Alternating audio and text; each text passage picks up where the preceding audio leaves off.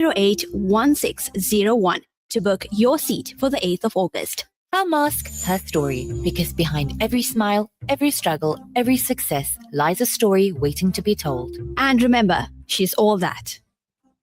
Urban Women with Razia Rangridge is proudly brought to you by Checkers Saxony Westwood Mall and Checkers Foods Cowie Park. في ليلة من الليالي لست أدري ما تراني ظلمة تغمرني يا رب الأرض ضاقت والسماء وقلبي ما رفض ضياء الدمع بات يبكي يا إلهي يا إلهي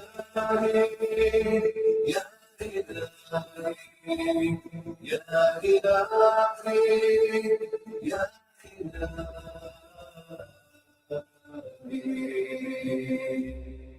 عصيت والذنب كبير وإني في حزني أسير مقيد بذنبي يا رب فهل أستحق يا إلهي العفو مجرما مقر بالذنوب يا إلهي يا إلهي يا إلهي. Welcome back to Urban Women. It is already 23 minutes past the hour of 11 and you're joining me, Razia Rangridge. I'm actually live on the screen. Zach wanted to put me live. So Zach is my tech for today. We're talking about something that affects many urban women. And, unfortunately, we cannot really avoid this. It's part and parcel of, I think, going along on the timeline as we get older. So what are we talking about? Well, menopause. It is widely associated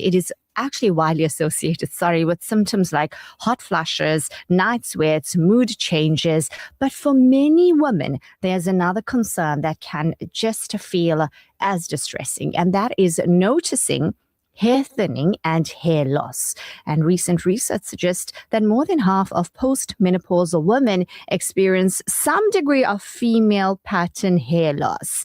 Well, despite this, it is still frequently under-discussed in consultations and often not fully investigated. So to talk to us about this, we're talking about hair loss after menopause. We are joined now on the line by Dr. Kashmil Kalan, who is Medical Director at Alvi Amani, South Africa. Good morning, Doctor. Welcome to Urban Women on Radio Al Ansar. Good morning, Razia, and thank you for having me on your show today. It's an absolute pleasure. Thank you so much for your time. Now, to begin with, Doctor, share with us, why is hair loss during menopause still such an under-discussed issue, even though research shows it affects more than half of postmenopausal women? No, Razia, that's an absolutely great question. And I think that there are two main reasons for this. Firstly, we tend to associate menopause with symptoms like hot flushes and mood changes, things that are very commonly spoken about. So hair loss often gets overshadowed. Secondly, many women feel embarrassed to talk about it because hair is so closely linked to identity, femininity, and confidence. So it has a twofold approach. One, females are generally not open to discussing the problems when it comes to their hair. Yeah. And secondly, clinicians alike often overlook the problem as being more aesthetic rather than a medical issue. True. The reality is that more than half of women will notice some degree of hair thinning after menopause. It's incredibly common, but that doesn't mean women should simply accept it.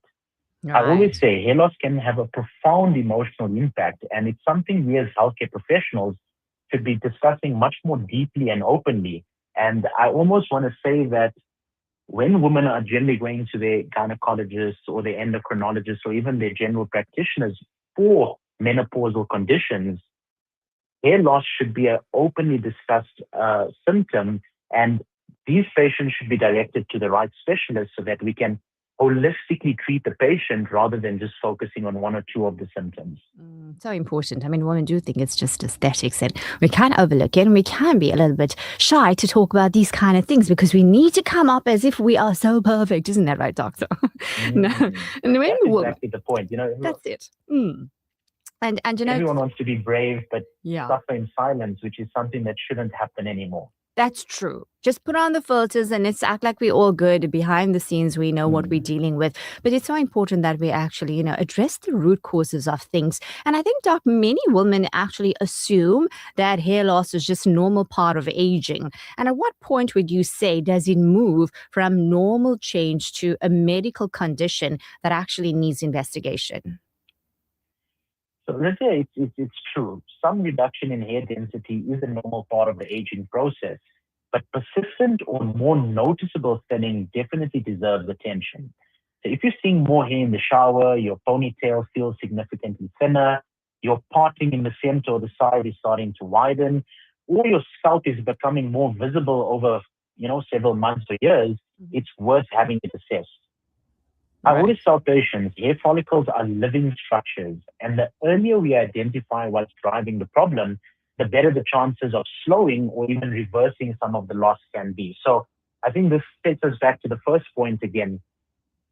You as a woman would know better than anyone else what your level of hair is. And you would be the one that's more concerned if you're seeing more hair in the shower, if you're seeing more hair throughout the house, or if anyone else is complaining that there's just a lot more hair loss happening. So at that particular point, when we're moving away from just the normal age-related changes to something that seems a little bit more significant, that would be the ideal time to start seeking some medical investigation so that we can get on top of the problem earlier rather than later. Absolutely. So pay attention to your body and just live, as we say, live in consciousness all the time. Now, dark hair loss isn't only hormonal. What are some of the less obvious underlying causes that doctors should be screening for in menopausal women? Yeah, so Rizia, hormones certainly play a major role, but they're only one piece of the puzzle, if I can put it in that way. I always encourage a comprehensive assessment because, mineral and vitamin deficiencies such as iron, vitamin D, zinc, all of these mineral deficiencies can give rise to hair loss in itself. Then we look at other medical conditions such as thyroid disease, low protein intake, zinc deficiencies, and a very common problem that we talk about, which is stress. Yes. All of these problems can compound the hair loss that we're currently experiencing. I think one very key area that we're seeing a lot of women struggle with right now is the rapid weight loss that they've been experiencing with, the GLP-1s and things of that sort that is resulting in, rapid weight loss. Oh, yes. That rapid weight loss in itself creates an unstable metabolic state, and that in itself will cause hair loss as well. So in many women, it's actually a combination of factors rather than one single cause. And that's why a detailed history and appropriate blood tests are often just as important as examining the scalp. I mean, you touched on something so important that we're seeing the new trend of this GLP-1 products, and lots of women are on it. So there we go. Some of the side effects now. Pay attention to what's going on with your hair as well. Doc, we know that female hair loss actually differs from male pattern baldness. So what mistakes are sometimes made when treatments designed for men are applied to women? Exactly that. So one of the biggest mistakes is assuming that what works for men should automatically be the same for women. Female hair loss is biologically different. Women usually experience diffuse thinning across the scalp rather than having complete bald patches that males would experience. And hormonal considerations are very different between males and females. Treatments need to always be individualized. You need to take into account menopausal status, underlying medical conditions, family history, as well as future health considerations. So simply copying a male treatment plan often overlooks the real cause of the problem. And I think the beauty of the hair industry now is because hair loss is becoming something that's more open, people are discussing it more, it becomes less stigmatized to actually have treatments done. There's been a lot more work done on female hair loss, and we can now bespoke our investigations and treatments for females rather than just taking what was done in the past on males and copying it over to our female population. Fantastic. I mean, we are so wired, biologically so different. So obviously the treatment also should be different. So thank you for explaining that so nicely. And would you say is anything women can actually realistically do with terms of lifestyle, nutrition, early care to just slow down the process once they actually start noticing changes? Absolutely, Razia. And I think this is a very, very important question. I think the first and foremost step is not to ignore it. Early intervention generally produces the best outcomes. So the earlier we can get on top of the problem, the better the overall, not just result, but the overall process will be. Right. From a lifestyle perspective, ensuring adequate protein intake, correcting nutritional deficiencies such as iron or vitamin D when present, managing chronic stress, getting good quality sleep, and importantly, avoiding harsh chemicals or heat damage will all support healthy hair. Mm-hmm. But it's also equally important to understand that lifestyle alone may not be enough. Right. So if there are underlying medical or hormonal causes, this must be investigated, and it must be investigated properly.